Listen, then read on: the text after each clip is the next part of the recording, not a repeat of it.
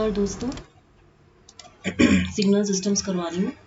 First question है, consider the following expression TUT convolution TUT is equal to KT cube UT. If UT is the unit step signal and conjugate represents the convolution operator, the value of K will be.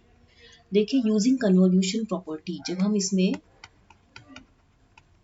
Convolution property apply करेंगे तो क्या आएगा, x1n convolution x2n is equal to x1s x2s, यही आएगा। Calculation देखिए, जैसे T U T है तो ये लाप्लास ट्रांसफॉर्म जब आप इसका लेंगे तो क्या होता है, 1/s² आता है, क्योंकि L T to the power n is equal to n factorial by s to the power n+1। तो n की वैल्यू 1 है तो उधर क्या आएगा, 1 फैक्टोरियल बाय s का स्क्वायर, यही आएगा ना। अब इसमें देखिए, जब आप इसका कन्वोल्यूशन लेंगे T U T convolution T U T, तो इसका जब आप लाप्लास ट्रांसफॉर्म लेंगे तो ये क्या आएगा, 1/s² into 1/s² is equal to 1/s to the power. अब जब हम निकालेंगे t to the power n ut इसका लाप्लास ट्रांसफॉर्म, तो ये वैल्यू होगी n factorial by s to the power n+1, ये तो मैंने आपको बताया। अब यहाँ n की वैल्यू आप 3 रखिए, इसका जब आप लाप्लास ट्रांसफॉर्म निकालेंगे तो ये होगा 3 factorial by s to the power 4, यानी कि 6/s टू दी पावर 4, है ना। अब जब आप इसमें 1/6 t क्यूब ut करेंगे तब यहाँ पे लाप्लास ट्रांसफॉर्म कितना हो जाएगा, 1/s टू दी पावर 4। तो इसीलिए यहाँ पे TUT कन्वोल्यूशन TUT इसको बोलते हैं 1/6 t क्यूब ut। तो यहाँ पे k की वैल्यू 1/6 होगी, क्योंकि आपने क्या किया, आपने यहाँ पे हमें k की वैल्यू निकाली, हमें दोनों का लाप्लास ट्रांसफॉर्म निकाला। इसका जब लाप्लास ट्रांसफॉर्म निकाला तो यह आया 1/s टू दी पावर 4, इसका लाप्लास ट्रांसफॉर्म निकाला तो ये कितना आया, 6/s टू दी पावर 4, दोनों की वैल्यू सेम है, ठीक है। तो यहाँ पे 1/s to the power 4 is equal to k into 6/s to the power 4, ये कैंसिल हो जाएगा तो k की वैल्यू कितनी आएगी, 1/6 ही तो आएगी। तो आंसर कितना आया, थर्ड ऑप्शन। ये क्वेश्चंस अच्छे हैं। नेक्स्ट क्वेश्चन है, which of the following is correct for yt। ये एक्सप्रेशन दिया है, yt is equal to et of 1 plus integral e to the power minus tau y tau d tau, ठीक है। अब यहाँ पे देखिए, आपको मालूम होगा जब हम लाप्लास ट्रांसफॉर्म निकालते हैं, इफ yt का लाप्लास ट्रांसफॉर्म ys है तो e to the power minus t yt इसका क्या हो जाएगा, y ऑफ s+1। कैलकुलेशन जब हम करेंगे तो कितना आएगा, integral e to the power minus tau y tau d tau, ये वैल्यू कितनी हो जाएगी, कितनी होगी, आपने पढ़ा है ना, L E to the power minus A S, इसका कितना होता है, 1/s+a, ऐसा होता है ना। अब यहाँ पे हम इसको लिखेंगे 1/s, इंटीग्रल ले रहे हैं ना, अब जब हम इंटीग्रल लेते हैं तो डिनोमिनेटर में 1/s आता है। आप लाप्लास ट्रांसफॉर्म पहले याद कीजिए। अब जब अगेन हम e to the power t integral e to the power minus tau y tau d tau ये करेंगे तो इसका कितना हो जाएगा, 1 ये इसके साथ मल्टीप्लाई हो रहा है ना, तो 1 फंक्शन तुम्हारा यही आएगा, तो 1/s-1 ys है। हमें लाप्लास ट्रांसफॉर्म अप्लाई करना है, ये फॉर्मूलेज है, क्योंकि ये जो e to the power t एक बार इसमें मल्टीप्लाई होगा, एक बार इसमें मल्टीप्लाई होगा। तो पहले हमने इसका निकाला लाप्लास ट्रांसफॉर्म, तो 1/s y ऑफ s+1 आया, फिर e to the power t इससे मल्टीप्लाई जब हुआ तो ये 1/s-1 आया ys, ठीक है।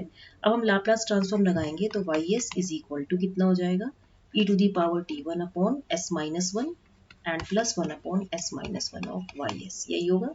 अब आप इसको सॉल्व करेंगे तो s-1 of ys is equal to 1 plus ys, तो यानी कि ys and s of ys minus ys and minus ys is equal to 1, तो यानी कि यहाँ पे कितना हो जाएगा, -2ys, यहाँ पे s-2 of ys is equal to 1, यही वैल्यू होगी ना, तो कितना हो जाएगा, ys is equal to 1/s-2, which implies inverse Laplace transform लगाएंगे तो yt की वैल्यू कितनी हो जाएगी, e to the power 2t and t should be positive, तो इसकी वैल्यू कितनी हो गई, सेकेंड ऑप्शन। तो क्वेश्चन आ गया आपको समझ में। नेक्स्ट क्वेश्चन है, which of the following statements are true regarding ROC of signals. देखिए ईसी का सिलेबस बहुत वास्ट है और क्वेश्चंस मैक्सिमम है, आपको मैक्सिमम क्वेश्चंस करने हैं। तो एक ही क्वेश्चन पे मैं आपको एक वीडियो में बहुत सारे क्वेश्चंस का आइडिया दे देती हूँ। जैसे which of the following statements are true regarding ROC of signals. If the two signals x1t and x2t with ROC R1 and R2 respectively are added, then the ROC of the resultant signal is R1 union R2. No. Time differentiation and time shifting of a signal will not change the ROC of that signal. This is true. If xn is a finite duration sequence, then the ROC is the entire z plane except possibly z is equal to 0 or z is equal to infinity. ये भी true है। और कौन सा है? If xn is a right-sided sequence, ROC extends inward from the innermost non-zero pose and exit to z equal to 0. False है। देखिए properties क्या है, अगर मैं बताऊं आपको कि प्रॉपर्टीज जो है z ट्रांसफॉर्म की वो क्या है कि ROC जो xz का होता है, जो ROC होता है, ROC region of convergence of xz, it consists of a ring, ये एक रिंग का बना होता है। It consists of a ring in z plane centered about origin, centered about origin। ठीक है, फर्स्ट पॉइंट तो ये है। सेकंड पॉइंट ये है ROC does not contain any pole, ROC does not contain any pole, ROC में कोई पोल नहीं होता है। ROC जो XZ का होता है, it consists of a ring in the Z plane centered about origin। ठीक है, एक तो ये रिंग का बना होता है, it does not contain any pole. Third क्या होता है, अगर एक्सन जो है आपका फाइनाइट ड्यूरेशन सीक्वेंस है, फाइनाइट ड्यूरेशन सीक्वेंस है, देन द आरओसी क्या होगा आपका, फाइनाइट मतलब कि 0 टू इन्फिनिटी तक ही जा रहा है, कोई लिमिट है, sorry n equal to something 10 है या 15 है, जो भी लिमिट है, फाइनाइट ड्यूरेशन सीक्वेंस है, तो आरओसी जो होगा ये क्या होगा, एंटायर z प्लेन होगा। यही तो इसने लिखा है, if xn is a finite duration sequence and the ROC is the entire z plane except z equal to 0 और z is equal to infinity।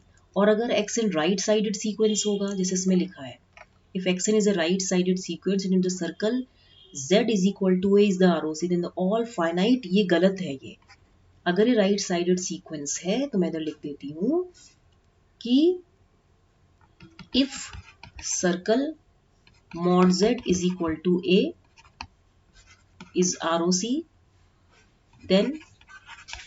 then all finite values of z for which mod z is equal to a, if xn right sided sequence है, अगर circle आपका mod z is equal to a, मतलब a radius है circle का, mod z is equal to a is ROC, then all जितनी भी z की finite values होंगी for which mod z is less than a, जितनी mod z की value less than होंगी वो भी इस ROC में आएगी, इसीलिए ये स्टेटमेंट गलत है। ठीक है, और अगर xn टू साइडेड सीक्वेंस है, टू साइडेड सीक्वेंस है and circle mod z is equal to a ROC में है और टू साइडेड सीक्वेंस है, ठीक है, तो ROC will consist of a, ROC will consist of a ring, ये रिंग का होगा, that includes a circle mod z is equal to a।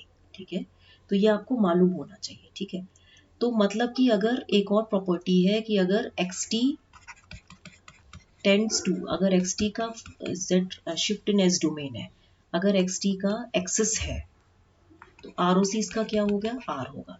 तो अगर xt e to the power s naught t है तो यानी कि x s minus s naught, इसका मान लीजिए आपने लाप्लास ट्रांसफॉर्म निकाला, तब इसका ROC क्या होगा, r plus real s not होगा। ठीक है, टाइम रिवर्सल में क्या होता है कि x ऑफ माइनस टी अगर है तो इसका x ऑफ माइनस एस है, तो इसका ROC क्या होगा, माइनस r होगा। तो ये आपको कुछ चीजें ध्यान में रखनी है, इसलिए इसकी सेकंड थर्ड स्टेटमेंट्स ट्रू है। ठीक है, नेक्स्ट क्वेश्चन है the inverse z transform of xz is equal to. देखिए इस क्वेश्चन में आपको क्या करना है, जब हम फैक्टर्स करेंगे इसके, जब हम इसके फैक्टर्स करेंगे तो ये वैल्यू कितनी आएगी, आप खुद फैक्टर्स करिए, इसको आप ब्रेक करेंगे a upon Z minus E minus two plus B by Z minus two. तो a की वैल्यू कितनी आएगी, limit z tends to e minus two, ठीक है, and z minus e minus two and e minus two z divided by, एक तो ये value and z minus two, तो ये तो कैंसिल हो गया, तो यहाँ पे e minus two of z by z minus two, तो z की वैल्यू e माइनस टू है ना, ये 2 है, तो यहाँ पे जब आप इसकी वैल्यू e माइनस टू रखोगे तो ये e minus four and minus कितना आएगा, आपको निकालना पड़ेगा। तो यहाँ पे फैक्टर करने के बाद आप, मैं खुद ही बता देती हूँ, e minus two by Z minus E minus two and minus two by Z minus two E minus two for, sorry, यहाँ पे जो वैल्यूज आएंगी इसकी वो आएंगी e minus two less than mod Z less than two, तो यहाँ पे आप इसको ऐसे भी लिख सकते हो, one upon Z E square minus one upon Z two inverse minus one, ठीक है, तो वन बाय, यहाँ मैं लिख सकती हूँ one minus two inverse Z, ठीक है, एंड माइनस वन अपॉन, मैंने इसको इंटरचेंज कर दिया, one minus Z E square, ठीक है। अब हमें क्या करना है, इसने क्या बोला है, x of one by Z निकालो। जब आप x वन बाई जेड निकालोगे तो इसकी value one by one minus two inverse Z inverse, Z की जगह वन बाई जेड रखो, one minus E square Z inverse, ठीक है। अब यहाँ पे जो था which x to the power one n है जैसे, तो इसको हम क्या लिख सकते हैं, अगर मुझे इसका निकालना है z ट्रांसफॉर्म तो क्या आएगा इसका, हाफ ऑफ n un, आप पहले फैक्टर्स खुद से करिएगा, ठीक है, एंड इधर कितना आएगा minus E square of n and इधर u of minus n minus one, ठीक है। तो यानी कि कहने का मतलब है इसमें टाइम रिवर्सल प्रॉपर्टी लग रही है, टाइम रिवर्सल प्रॉपर्टी लग रही है, यानी कि अगर एक्स एन का z ट्रांसफॉर्म एक्स जेड है तो x ऑफ माइनस n का z ट्रांसफॉर्म कितना होगा, x of one by Z. तो इसने बोला है कि x ऑफ वन की वैल्यू निकालनी है, तो हमने पहले क्या किया, इसके पार्शियल फ्रैक्शंस करके a और b की वैल्यू निकाली और हमने इसको इंटरचेंज करके ये फ्रैक्शन, ये पॉइंट लेके आए, फिर हमने x ऑफ इसको वन बाई जेड कर दिया, जब हमने वन बाई जेड कर दिया तो जेड की जगह हम वन बाई जेड लिखेंगे, तो फिर जब हम इसका इन्वर्स जेड ट्रांसफॉर्म लेंगे तो ये आएगा half of n U N and minus E square of n and u minus n minus one, ये आपको थोड़ा सा याद रखना पड़ेगा। तो आपके पास जब ये पूरा सॉल्व करेंगे, ठीक है, यानी कि x n is equal to x minus n, जब आप करेंगे x n is equal to x minus n करेंगे तो राइट हैंड साइड आपका लेफ्ट साइड बन जाएगा, तो यानी कि e minus two u of n plus half of u minus n minus one, x one की वैल्यू कितनी हो जाएगी e to the power minus two, क्योंकि यू एन तो वन है, तो इसकी वैल्यू नियर अबाउट 0.135 आएगी।